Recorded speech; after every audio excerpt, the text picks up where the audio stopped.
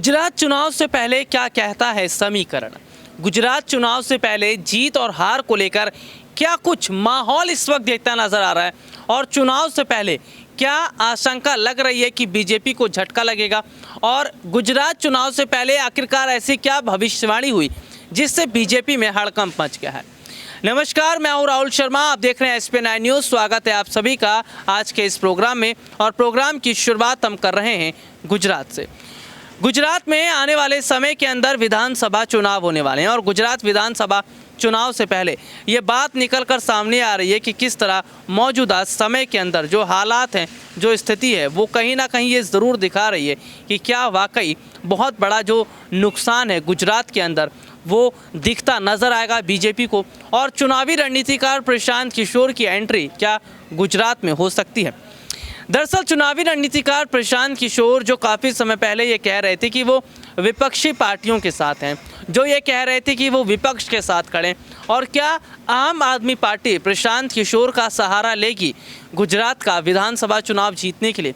गुजरात विधानसभा चुनाव से पहले दिल्ली में एक बहुत बड़ी जीत हासिल कर ली आम आदमी पार्टी ने। जी हाँ, दिल्ली में हमने देखा कि लगातार CBI के छापे और तमाम जो भी सरकारी एजेंसियां थी लगातार आम आदमी पार्टी के नेताओं के पीछे हाथ धोकर पड़ गई थी, लेकिन आखिरकार हाथ उनके लगा क्या?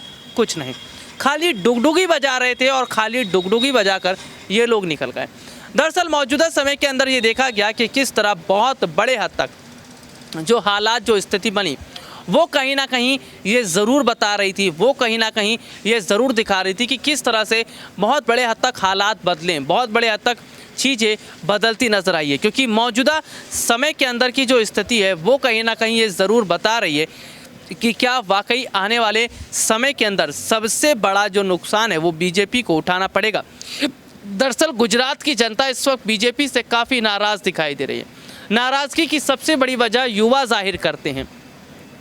नाराज़गी की सबसे बड़ी जो वजह है वहाँ के बेरोजगार लोग जाहिर करते हैं, क्योंकि युवाओं का अगर हम जिक्र कर रहे हैं तो युवाओं को आगे बढ़ाने का काम सरकार ने किया ही नहीं, बीजेपी की गवर्नमेंट ने कभी किया ही नहीं। और यहाँ पर देखा जा रहा है कि रोजगार का मसला गुजरात में भी उठ रहा है। हालांकि कहा जाता है कि 90% जो काम है गुजरात में वो सीधे तौर पर व्यापार के लिए होता है। जी हाँ, 90% काम व्यापार का होता है, लेकिन हम यहाँ पर देख रहे हैं कि वहाँ पर यंगस्टर जो है, यूथ जो है, वो रोज़गार चाहता है, वो नौकरी करना चाहता है, वो IT के क्षेत्र में अच्छा करना चाहता है, इंजीनियरिंग के क्षेत्र में अच्छा करना चाहता है, मेडिकल के क्षेत्र में अच्छा करना चाहता है, लेकिन बीजेपी की गवर्नमेंट उसको नहीं करने दे रही है। यही वजह है कि अरविंद केजरीवाल तमाम ऐसे मुद्दों को लेकर चल रहे हैं जिन मुद्दों से सबसे ज़्यादा जो है वो फ़ायदा देखने को मिलेगा। देखिए, सीधे सीधे तौर पर हम देख रहे हैं कि आज जो हालात, जो स्थिति बनी है वो कहीं ना कहीं ये ज़रूर बता रही है कि क्या वाकई आने वाले समय के अंदर सबसे बड़ा जो नुकसान है वो गुजरात में बीजेपी को होता नज़र आएगा।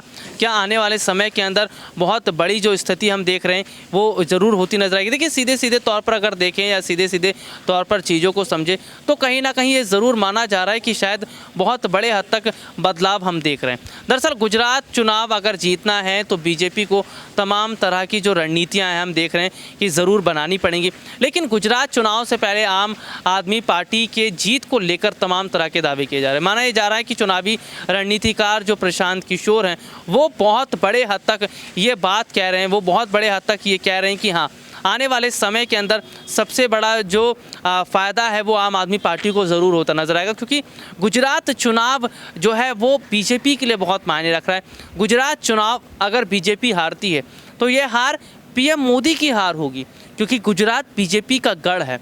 यहाँ पर जो चुनाव लड़े जाते रहे हैं वो PM मोदी के चेहरे पर लड़े जाते रहे और सीधे सीधे तौर पर हम देख रहे हैं कि क्या गुजरात चुनाव इस बार PM मोदी के चेहरे पर लड़ा जाएगा। दरअसल गुजरात चुनाव मोदी वर्सेस केजरीवाल देखने को मिला और सीधे तौर पर देखा जाए मोदी वर्सेस केजरीवाल का मतलब ही यही है कि क्या वाकई अगर जीतती है आम आदमी पार्टी गुजरात में तो ये अरविंद केजरीवाल की जीत होगी, हार होती है तो बीजेपी की नहीं PM मोदी की हार होगी। ऐसे तमाम सवाल जो यहाँ पर दिखते ज़रूर नज़र आ रहे हैं, लेकिन मौजूदा समय के जो हालात है वो ये सीधे तौर पर बता रहे हैं कि अब आम आदमी पार्टी के लिए आगे का रास्ता लगातार खुलता चला जा रहा है। आम आदमी पार्टी के लिए लगातार स्थिति बेहतर होती चली जा रही है और गुजरात का अगर ये विधानसभा चुनाव जीत जाते तो लोकसभा चुनाव को इन्हें जीतने में ज़्यादा मशक्क़त नहीं होगी। दिल्ली से गुजरात का रास्ता आम आदमी पार्टी के लिए अब ज़्यादा दूर दिखता नज़र नहीं आ रहा। दिल्ली से गुजरात का रास्ता तय करने के लिए आम आदमी पार्टी लगातार मेहनत कर रही है। आम आदमी पार्टी लगातार कोशिशें करती चली जा रही है और आम आदमी पार्टी जिस तरह लगातार कोशिश कर रही है, इसका साफ सीधा मतलब यही बताता है कि क्या वाकई आने वाले समय के अंदर सबसे बड़ा जो फ़ायदा है वो आम आदमी पार्टी ज़रूर उठाती नजर आएगी।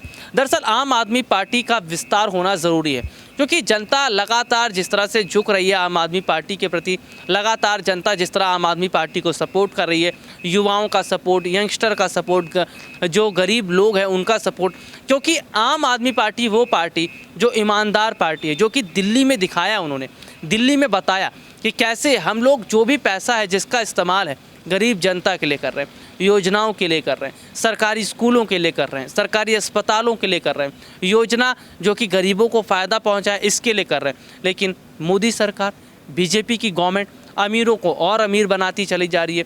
2014 के बाद से अगर देखें तो अमीरों की लिस्ट बहुत ज़्यादा बड़ी है, अमीर और अमीर हुआ है, गरीब और गरीब हुआ है। लेकिन आम आदमी पार्टी अब गरीबों को अमीर बनाने का काम कर रही है, गरीबों की मदद की जा रही है, जैसे फ्री बिजली, फ्री पानी, फ्री स्वास्थ्य सेवा, फ्री तमाम मुद्दे। तो यहाँ पर सीधे तौर पर हम देख रहे हैं कि ऐसे तमाम चीज़ें जो हैं वो आम आदमी पार्टी करती नजर आ रही है। लेकिन क्या वाकई आने वाले समय के अंदर सबसे बड़ा जो फ़ायदा है वो आम आदमी पार्टी को होता नजर आएगा?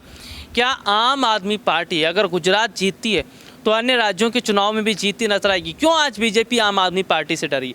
इसीलिए क्योंकि आम आदमी पार्टी का विस्तार लगातार होता जा रहा है। लेकिन प्रशांत किशोर की भूमिका बहुत अहम रहेगी, क्योंकि ये देखा जा रहा है कि विपक्ष अब प्रशांत किशोर की तरफ भाग रहा है, विपक्ष अब प्रशांत किशोर की तरफ जाता नजर आ रहा है। क्योंकि चुनावी रणनीतिकार प्रशांत किशोर, जिनकी अगर योजना की बात करें या भविष्यवाणी की बात करें, वो सीधे तौर पर बताता है कि किस तरह से चुनावी रणनीतिकार प्रशांत किशोर की जो भविष्यवाणियाँ हैं वो अभी तक सही साबित होती रही हैं। जिन जिन नेताओं के साथ उन्होंने मिलकर काम किया है वो नेता ज़रूर आगे बढ़ते रहें। तो ऐसे में ज़रूर बात निकलकर सामने आई है कि क्या चुनावी रणनीतिकार प्रशांत किशोर आम आदमी पार्टी के सहारे आगे के चुनाव को जीतते नजर आएंगे, और प्रशांत किशोर की बदौलत क्या गुजरात अगर आम आदमी पार्टी हासिल कर लेती है तो क्या ये बीजेपी के लिए उल्टी गिनती की शुरुआत हो जाएगी?